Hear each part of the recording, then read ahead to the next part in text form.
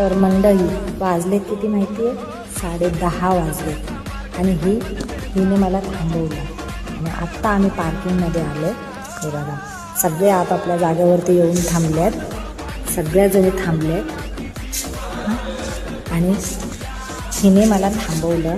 ही मला बोलली की आजपासून आपल्याला 8 तास नाही 12 तास चालायचं, कारण राजसाहेब ठाकरेंचा जो निर्णय आहे ना त्या निर्णयावरती ही ठामपणे उभी राहिली आणि राजसाहेब ठाकरेंचा हात आमच्या डोक्यावरती मराठी माणसांचा आणि हिचा हात माझ्यासोबत आहे. आम्ही घाबरणार नाही आहोत कोणाला.